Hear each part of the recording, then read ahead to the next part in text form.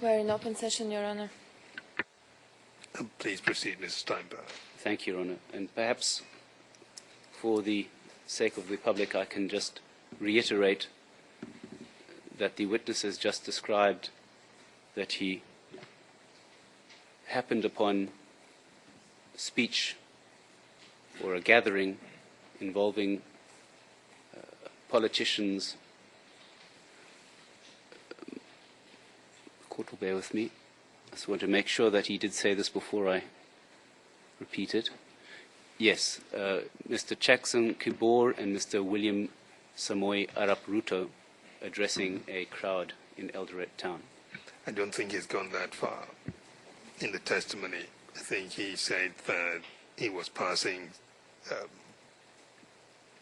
by somewhere, and that as happens to be the case in his country, people will block the roads when they encounter their politicians and people will demand to be addressed by their politicians. And he said that on that occasion he saw Mr. Ruto in the company of one Jackson Kibor.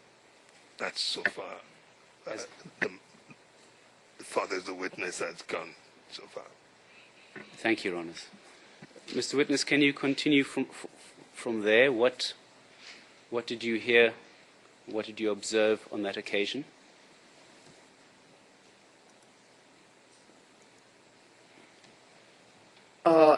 As it was campaign time, and people were campaigning for their party or for their candidates,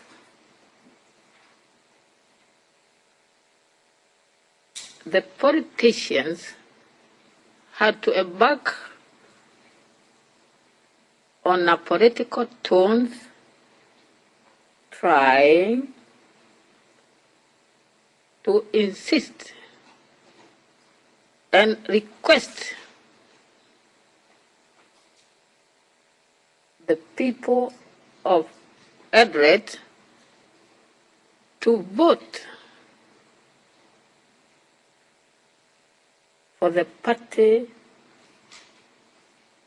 they were campaigning for.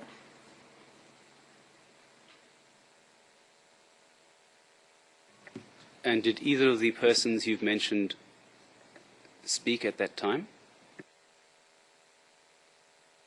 Yes, as demanded by the public, they had no option but to address the crowd that had blocked the road to where they were going to. And who addressed the crowd? Mr. William Samoei Arap Ruto did address the crowd.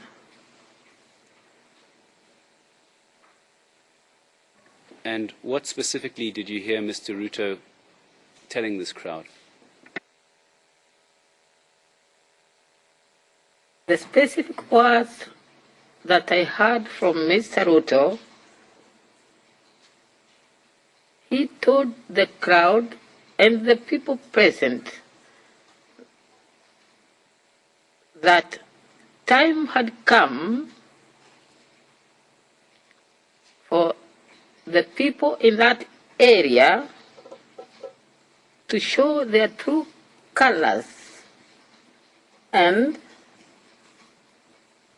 do all what is necessary and what is available to make sure the madoa are removed. Because the people referred to as madoa were not in good terms with the area residents because of the political affiliation.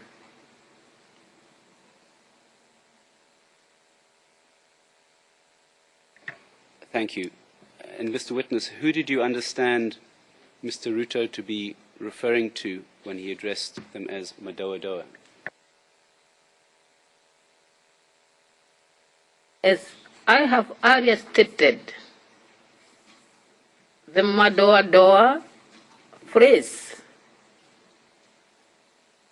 was mainly used to refer to the Kikuyus who had migrated into Eldoret.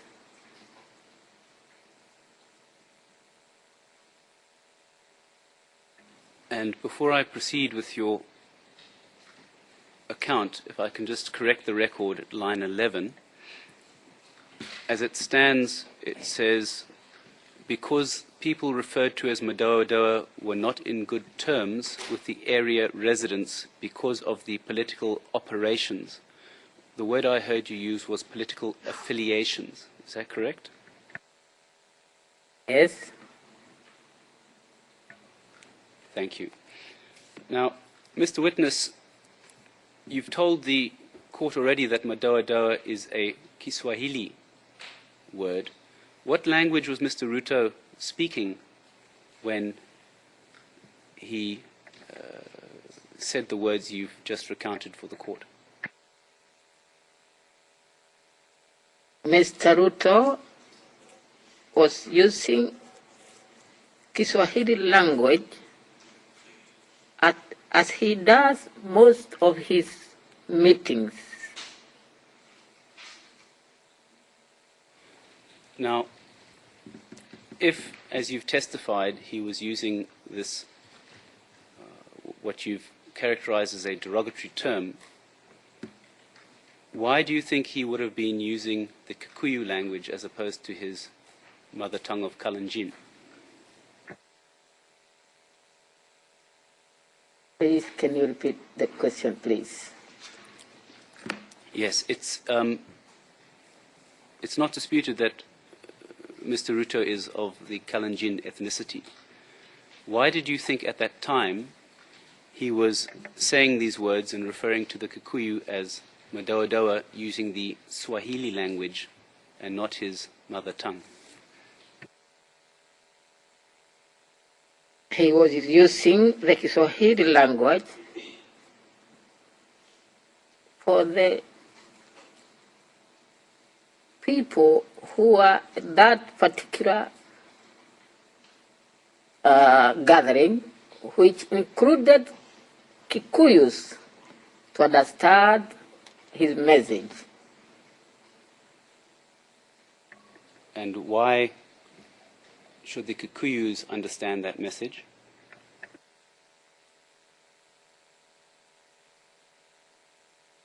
Well,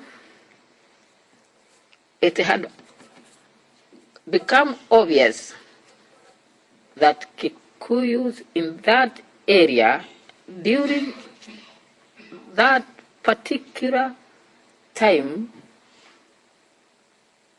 were not in supportive of the party that the Kalenjins were supporting.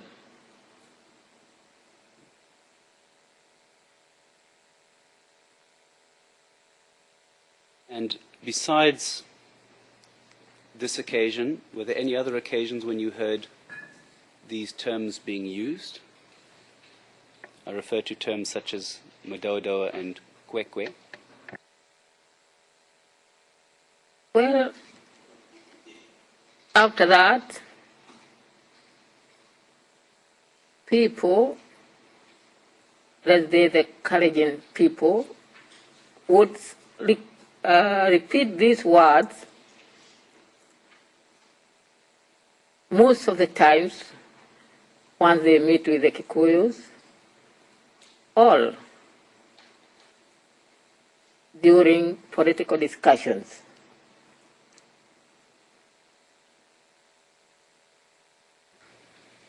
Now, was this the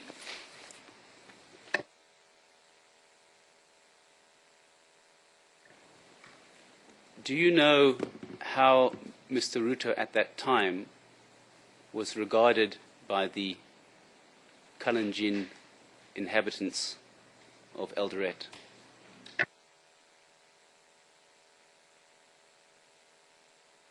Mr. William Samuel Arap Ruto is highly regarded, has a lot of respect, and his words are not taken, they are taken highly. He is highly regarded by his people.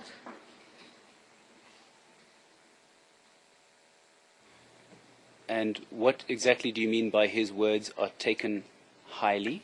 Can you explain further?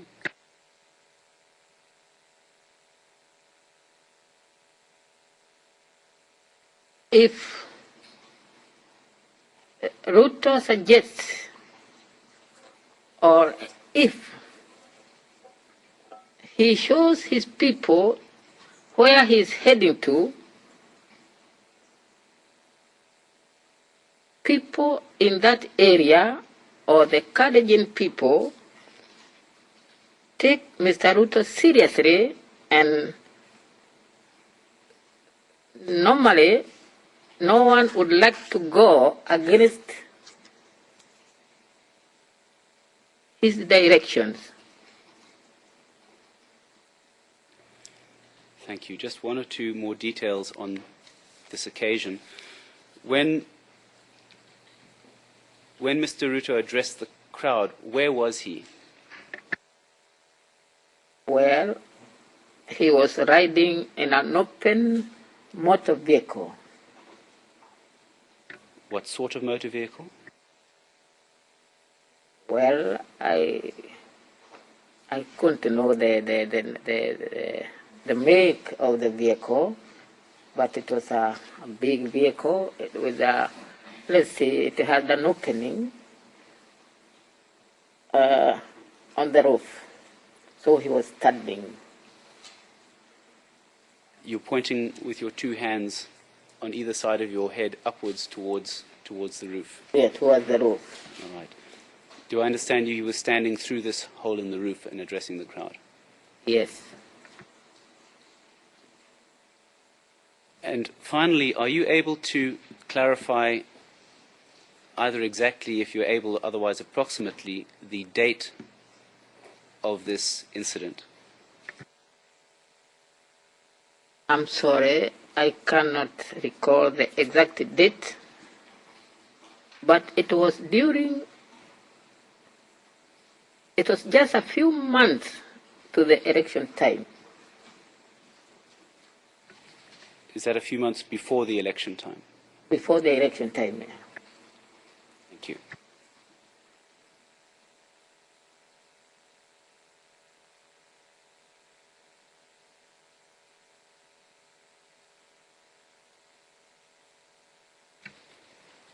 Do we have the year? I beg your pardon, Your Honor, I didn't hear that. Do you have the year? Ah. Yes, which election are we talking about? The elections of which year? Oh, we are talking about the election of 2007. Thank you. And just before we move on, perhaps a few more details about Mr. Jackson Kibor. Are you able to tell the court anything about the relationship between Mr. Kibor and Mr. Ruto? One is that Mr. Jackson Kibor is a Kalenjin.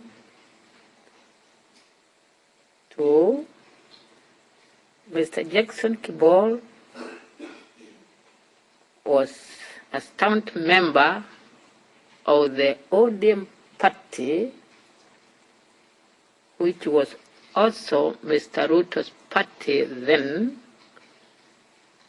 and Mr. Jackson Kibor is a prominent farmer in Uasin Gishu. And can you comment on his financial means, Mr. Jackson Kibor? Not really, but he's very rich. And finally, besides being a farmer, do you know of any other businesses or business operations he's involved in? No. Very well. Now, I'd like to move on in time then. We've dealt with incidents which took place up until the elections of 2007, and it is an agreed fact that the election day was the 27th of December 2007, and I'd like you to take us, please, through the events of that day. In fact, I think I can probably lead you on this. I don't think it's contentious. My learned friend is nodding. Is it correct that you cast your vote early on the morning of the 27th of December, together with persons 3 and 4 on the list in front of you? Yes. And is it correct that after that you began to visit various polling stations and that everything appeared to be calm? Yes. And you visited approximately 10 polling stations, correct? Yes. In what constituency or area was this? Were these? These were in Eldoret South constituency and in Langas ward. Thank you, Mr. Witness. Then, on the 28th and 29th of December, the area was still calm, is that correct?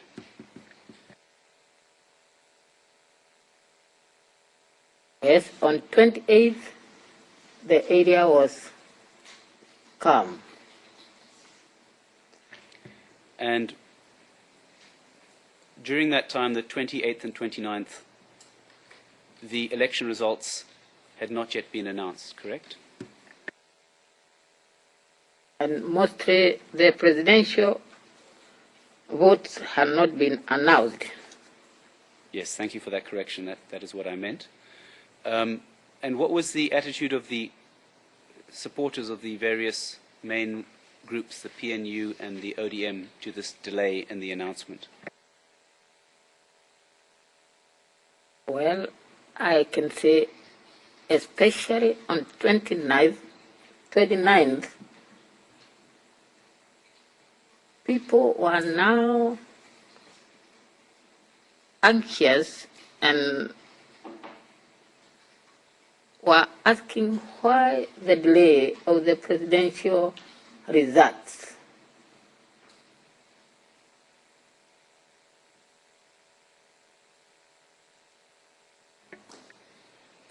Now, it's also an agreed fact, I believe, that the official announcement of the results was on the 30th of December. But prior to that, can you comment on any rumors that were circulating regarding the presidential results? During the 29th day of December, sometimes in the afternoon, there were rumors, not official, but rumors were circulating that the PNU presidential candidate had won the election. Thank you, Mr. Witness. Your Honor, I'm now about to begin to elicit evidence with this witness which concerns a matter which Your Honor previously admonished me to be careful, and that is an incident involving just one or two other people, which in itself might be identifying. I anticipate that I will need approximately 5 to 8 minutes to deal with this in private session, and then I believe we will be able to continue in open session after that, if I may. Let's go into private session. You know you have just 3 minutes to the break time.